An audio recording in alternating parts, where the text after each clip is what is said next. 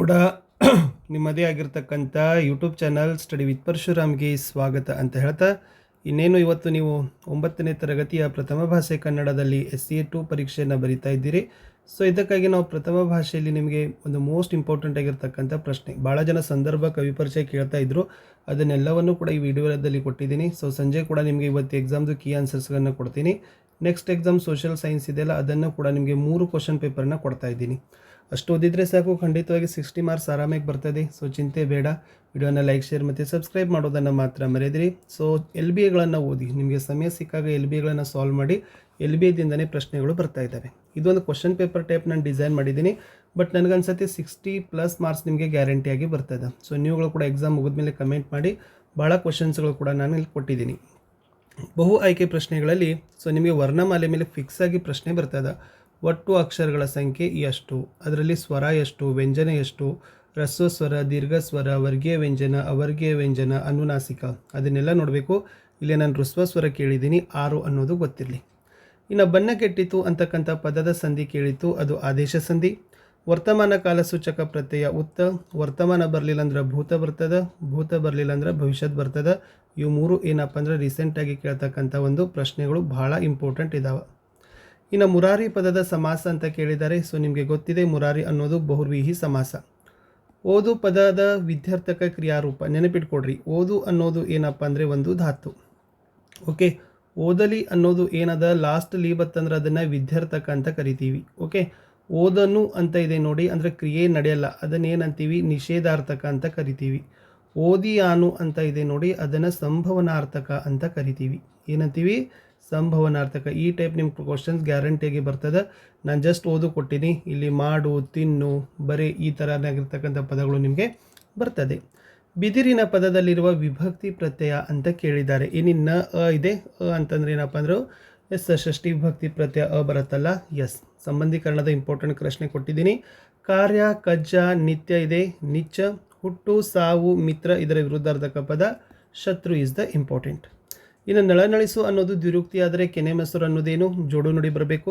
ಸಂಗಟ, ಸಂಗಡ, ಖರೆ ಅಂತಂದರೆ ನಿಜ ಅಂತ ಹೇಳ್ತೀವಿ. ಇನ್ನು 1 ಮಾರ್ಕರಲ್ಲಿ ನನಗೆ ಅನಿಸಿರ್ತಕ್ಕಂಥ ಮೋಸ್ಟ್ ಇಂಪಾರ್ಟೆಂಟ್ ಪ್ರಶ್ನೆ, ದೇಶಕ್ಕೆ ದೊಡ್ಡ ಗಂಡಾಂತರ ತರುವವರು ಯಾರು, ಲೇಖಕರಿಗಿದ್ದ ಹಂಬಲ ಏನು, ಶಿವನ ಕೈಯ ತ್ರಿಶೂಲ ಏನಾಗಿ ಬದಲಾಯಿತು, ರಾಧಾಕೃಷ್ಣನ್ ಅವರ ತಂದೆಯ ಅಪೇಕ್ಷೆ ಏನಾಗಿತ್ತು, ಮಾರಿದತ್ತ ತನ್ನ ತಂಗಿಯ ಮಕ್ಕಳನ್ನು ಹೇಗೆ ಲಾಲಿಸಿದ, ಕರ್ನಾಟಕದ ಕಬೀರರು ಎಂದು ಹೆಸರು ಗಳಿಸಿದವರು ಯಾರು, ಅಸ್ಥಾನ ಭವನದೊಳಗೆ ರಾಜನು ಹೇಗೆ ಶೋಭಿಸುತ್ತಿದ್ದ ಅಂತ ಇದೆ. ಎಸ್. ಇನ್ನು 2 ಮಾರ್ಕರಲ್ಲಿ ನಾನು ಕೊಟ್ಟಿರ್ತಕ್ಕಂಥ ಪ್ರಶ್ನೆ, ಸ್ವಾಮಿಯವರ ಸಂಶೋಧನಾ ಆಸಕ್ತಿ ಹೇಗಿತ್ತು, ಯಾವ 3 ವ್ಯಕ್ತಿಗಳನ್ನು ರಾಜ ತ್ಯಜಿಸಬೇಕು ಏಕೆ, ವೀರಗಾಸೆ ಕುಣಿತದ ವೇಷಭೂಷಣಗಳು ಹೇಗಿರ್ತವೆ, ದೇವರ ಗುಡ್ಡರಿಗೆ ಕನ್ಸಾಳೆಯ ಬಗ್ಗೆ ಇರುವ ಗೌರವ ಭಾವನೆ ಹೇಗೆ ವ್ಯಕ್ತಗೊಂಡಿದೆ, ಕನ್ನಡಿಗರ ವಿಶೇಷತೆಯನ್ನು ಶ್ರೀ ವಿಜಯ ಹೇಗೆ ಸಾರಿದ್ದಾನೆ, ಕನ್ನಡ ಮತ್ತು ಸಂಸ್ಕೃತ ಭಾಷಾ ಬಳಕೆಯ ಬಗ್ಗೆ ನಯಸೇನ ಏನು ಹೇಳ್ತಾ. ಇಲ್ಲಿಂದ 2 ಪ್ರಶ್ನೆಗಳು ಬರ್ತವೆ. ಓಕೆ, ಜನಪದ ಕಲೆಗಳ ವೈಭವದಿಂದ 2 ಪ್ರಶ್ನೆ ಬರ್ತವೆ. ಪುಟ್ಟ ಹಕ್ಕಿಗೆ ಆಕಾಶ ಮತ್ತು ಭೂಮಿಯಲ್ಲಿ ಯಾರ ಭಯವಿದೆ, ಪೋರ್ಚುಗೀಸರು ಯುದ್ಧಕ್ಕೆ ಸಿದ್ಧರಾಗಿದ್ದ 2 ಉದ್ದೇಶಗಳನ್ನು ಬರೀರಿ, ಶಂಕರಣ್ಣನಿಗೆ ರಜಾಕಾರರು ಹೇಗೆ ಶಿಕ್ಷಿಸಿದರು, ನನ್ನಾಸೆ ಕವನದಲ್ಲಿ ಕವಯಿತ್ರಿಯ ಆಸೆಗಳೇನು ಅಂತಕ್ಕಂಥ ಪ್ರಶ್ನೆಗಳನ್ನು ಕೊಟ್ಟಿದ್ದರು. ಸೊ ಇದು ಮೋಸ್ಟ್ ಇಂಪಾರ್ಟೆಂಟ್ ಆಗಿರ್ತಕ್ಕಂಥದ್ದು. ಸೊ 2 ಮಾರ್ಕರ್ ಕ್ವಶನ್ಸ್ ಕೊಟ್ಟಿದೆ. ಇನ್ನು ನೀವು ನನಗೆ ಕೇಳ್ತಕ್ಕಂಥದ್ದು ಕವಿ ಲೇಖಕರ ಪರಿಚಯ. ಸೊ ಗಿರೀಶ್ ಕಾರ್ನಾಡ್ ಅಥವಾ SL Bhyrappa. So totally Harihara ಅಂತ ಹಿಡಿದು ಗದ್ಯದಲ್ಲಿ ಏನಾಗಿದ್ದಾರಪ್ಪ ಅಂದರೆ 4 ಜನ ಇದ್ದಾರೆ. ಓಕೆ, ಅದರಲ್ಲಿ ನಾಕಂಡಂತೆ BGL ಸ್ವಾಮಿ ಅವರು ಲೇಖಕರಿಲ್ಲ.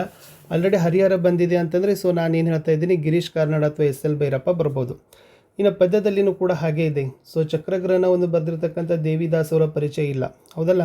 ಹಾಗಾದರೆ Janna, Shishunala Sharifa, Kadakola Madivalappa, it's a very most important ಇದೆ. ಕೈಯಾರ ಕಿನ್ನನರೇ ಅವ್ರದ್ದು ಮಾಡೆಲ್ ಕ್ವಶನ್ ಪೇಪರಲ್ಲಿ ಬಂದಿದೆ, ಅದನ್ನು ನೋಡಿಕೊಂಡ್ರೆ, ಇಷ್ಟು ನೋಡಿಕೊಂಡ್ರೆ ಸಾಕು, ನಿಮಗೆ ಗ್ಯಾರಂಟಿಯಾಗಿ ಇಲ್ಲಿಂದ 2 ಸಿಗ್ತವೆ ಅನ್ನೋದು 6 ಮಾರ್ಕ್ಸ್ ಫಿಕ್ಸ್ ಅಂತಕ್ಕಂಥದ್ದು ನನ್ನ ಒಂದು ಅನಿಸಿಕೆ.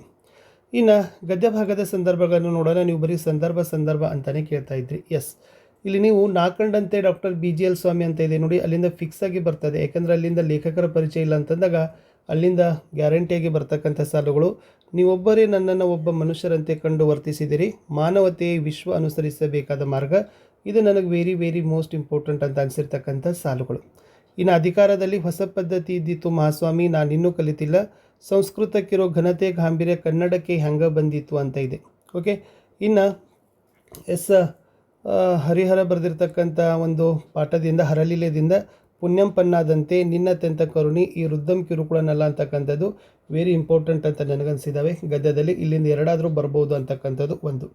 ಇನ್ನು ಪದ್ಯ ಭಾಗದಲ್ಲಿ ನೋಡೋದಾದರೆ, ತೀವ್ರತರ ಗಂಭೀರ ಭಾವನೆಯ ತೆರೆಮಸಗಿ ವೀರಧ್ವನಿಯಿರಬೇಕು, ಹೊಸ ಹಾಡು ನಡೆನುಡಿಗಳ ಎದೆಯಲ್ಲಿದ್ದ ತಾಳಗತಿಯಲ್ಲಿ ಕ್ರಾಂತಿ ಕಿಡಿ ತೆರಳಬೇಕು ಇದಿತ್ತು.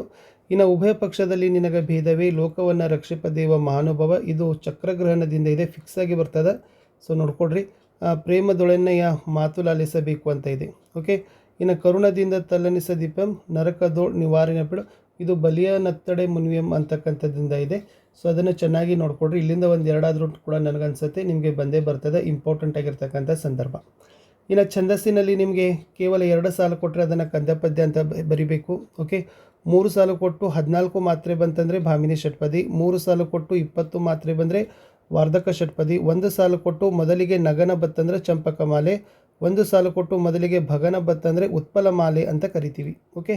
ಸೊ ಅದು ಅಕ್ಷರಗಣ. ವಿಶೇಷವಾಗಿ ನಿಮಗೆ ಕಂದ ಪದ್ಯನೇ ಮ್ಯಾಕ್ಸಿಮಮ್ ಕೊಡ್ತಾರೆ, ಇಲ್ಲದ್ರೆ ಭಾಮಿನಿ ಷಟ್ಪದಿ. ಸೊ ಅಷ್ಟು ಬಹಳ ಟಫ್ ಇರೋದಿಲ್ಲ. ಇನ್ನು ಗಾದೆ ಮಾತು ನನಗೆ ಮೋಸ್ಟ್ ಇಂಪಾರ್ಟೆಂಟ್ ಅನಿಸಿದ್ದು, ಕೊಟ್ಟಿದ್ದು ತನಗೆ ಬಚ್ಚಿಟ್ಟದ್ದು ಪರರಿಗೆ, ಮಿಂಚಿ ಹೋದ ಕಾರ್ಯಕ್ಕೆ ಚಿಂತಿಸಿ ಫಲವೇನು, ಇರುಳ ಕಂಡ ಭಾವಿಗೆ ಹಗಲು ಬಿದ್ದಂತೆ ಅದೇ. ಮತ್ತು ಎಲ್ಬಿಯದಲ್ಲಿ ಬಹಳ ಉದಾಹರಣೆಗಳನ್ನು ಕೊಟ್ಟಿದ್ದಾರೆ, ಅದನ್ನು ಕೂಡ ಸ್ವಲ್ಪ ನೋಡ್ಕೊಡ್ರಿ. ಒಟ್ಟೆ ಇದನ್ನು ನೀಟಾಗಿ ಬರೆದ್ರೆ ನಿಮಗೆ 3 ಮಾರ್ಕ್ಸ್ ಆರಾಮಾಗಿ ಕೊಡ್ತಾರೆ. ಅಲಂಕಾರ ಇಷ್ಟು ಬಿಟ್ಟು ಬೇರೆ ಬರೋದಿಲ್ಲ ಅಂತ ಅನಿಸುತ್ತೆ. ಸುಲಿದ ಬಾಳೆಯ ಹಣ್ಣಿನಂದದಿ ವೆರಿ ಮೋಸ್ಟ್ ಇಂಪಾರ್ಟೆಂಟ್, ಎಲ್ಬಿಯದಲ್ಲಿ ಒಂದೇ ಇದೆ, ಬರ್ಬೋದು. ಈ ಜಗನ ಗೂಡುಗಳು ತೊಟ್ಟಿಲನತ್ತಿ ತೂಗಾಡುತ್ತಿದ್ದವು, ಶಾಲೆಗೆ ವಿದ್ಯಾರ್ಥಿಯೊಂದು ರತ್ನ, ಮನೆ ಧರ್ಮಾಶ್ರಮ, ಶೀತೆಯ ಮುಖಕಮಲ ಅರಳಿತ ಅಂತಕ್ಕಂಥದ್ದು ಇದು ಕೂಡ ಬಂದರೆ ಬರ್ಬೋದು, ಫಿಕ್ಸ್ ಅಂತ ಅನಿಸುತ್ತೆ. ಎಸ್. ಇನ್ನು ಪದ್ಯದಲ್ಲಿ 3 ಪದ್ಯಗಳಿದ್ದಾವೆ, ಅದರಲ್ಲಿ 2 ಆಲ್ರೆಡಿ ಹೇಮಂತದಲ್ಲಿ ನಿಮಗೆ ಮಾಡಲಲ್ಲಿ ಕೊಟ್ಟಿದ್ದಾರಲ್ವಾ. ಆಮೇಲೆ ಈ ಪಾರಿವಾಳದಲ್ಲಿ ಕೇವಲ 3 ಸಾಲಿದೆ, ಹೀಗಾಗಿ ಇದು ಬರೋದು ಡೌಟು. ಇದೇ ಬರ್ಬೋದು, ಯಾವುದು ಬಡತನದಿಂದ ಹಿಡಿದು ಮತ್ತಿತೆಂದರು ನಿನ್ನ ಮುತ್ತಿನ ಸತ್ತಿಗೆ ನಿತ್ತು ಸಲವು, ಆದರೆ ಇದು ಕೂಡ ಬಂದರೆ ಬರ್ಬೋದು. ಓಕೆ. ಇಲ್ಲಿಂದ ವಿಶೇಷವಾಗಿ ಪಾರಿವಾಳದಿಂದನೇ ನಿಮಗೆ 8-10 ವಾಕ್ಯದಲ್ಲಿ ಏನಾಗ್ತದಪ್ಪ ಅಂದ್ರೆ ಪಾರಿವಾಳ ಕಥೆಯ ಸಾರಾಂಶವನ್ನು ಬರಲಿಕ್ಕೆ ನಿಮಗೆ ಕೇಳ್ಬೋದು. ಆಮೇಲೆ ಇದು ಪದ್ಯ ಕೊಟ್ಟಿದ್ರೆ ಹೇಮಂತ ಪದವಿನಲ್ಲಿ ಪ್ರಕೃತಿ ಸೌಂದರ್ಯ ಅಂತ ಇದೆ ನೋಡಿ, ಅಲ್ಲಿಂದ ಯಾವುದಾದ್ರೂ ನಿಮಗೆ ಮೌಲ್ಯಾಧಾರಿತ ಸಾರಾಂಶ ಕೊಡ್ಬೋದು.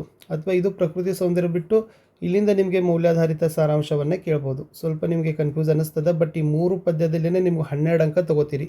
ಪಾರಿವಾಳ, ಹೇಮಂತ, ನಿನ್ನ ಮುತ್ತಿನ ಸತ್ತಿಗೆ ನಿತ್ತು ಸಲಹು ಪದ್ಯನೂ ಅಲ್ಲಿಂದ ಬರ್ತದೆ, 8-10 ವಾಕ್ಯದ ಅಲ್ಲಿಂದ ಬರ್ತದೆ, ಮೌಲ್ಯನೂ ಅಲ್ಲಿಂದ ಬರ್ತದೆ.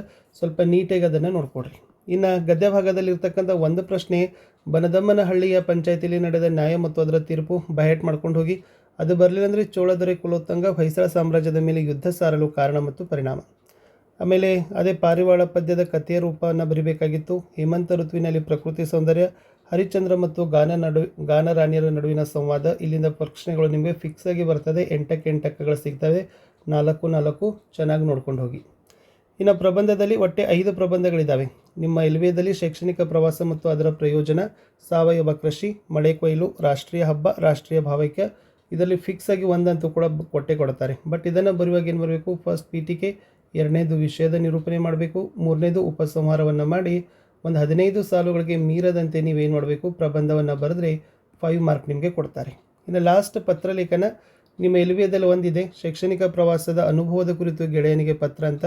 ಆಮೇಲೆ ಶೈಕ್ಷಣಿಕ ಪ್ರವಾಸಕ್ಕೆ ಹಣ ನೀಡುವಂತೆ ತಂದೆಗೆ ಪತ್ರ. ಇವೆರಡು ಏನಪ್ಪ ಅಂದ್ರೆ ವೈಯಕ್ತಿಕ. ಇನ್ನು ಮನವಿ ಪತ್ರದಲ್ಲಿ ವರ್ಗಾವಣೆ ಪ್ರಮಾಣ ಪತ್ರ, ರಜೆ ನೀಡುವಂತೆ ಮುಖ್ಯ ಶಿಕ್ಷಕರಿಗೆ ಪತ್ರ ಬರ್ಬೋದು. ಕುಡಿಯೋ ನೀರು, ಬಿದಿ ದೀಪ, ಒಳಚರಂಡಿ ಸರಿಪಡಿಸುವಂತೆ ಗ್ರಾಮ ಪಂಚಾಯತಿ ಅಧ್ಯಕ್ಷರಿಗೆ ಪತ್ರ ಬರಿಬೋದು. ಎನಿ ಒಂದನ್ನು ನೀಟಾಗಿ ಫಾರ್ಮ್ಯಾಟಲ್ಲಿ ಬರೆದ್ರೆ 5ಕ್ಕೆ 5 ಅಂಕಗಳನ್ನು ಕೊಡ್ತಾರೆ ಅಂತ ಹೇಳ್ತಾ, ಎಕ್ಸಾಮ್ ಆದಮೇಲೆ ನಿಮ್ಮ ಅಂಕಗಳನ್ನ ಕಮೆಂಟ್ ಮಾಡಿ ಕ್ವಶನ್ ಪೇಪರ್ನ ಸಾಲ್ವ್ ಮಾಡ್ತೀನಿ, ನೆಕ್ಸ್ಟ್ ವೀಡಿಯೋಗಳನ್ನು ಕೊಡ್ತೀನಿ ಅಂತ ಹೇಳ್ತಾ, have a nice day, good luck.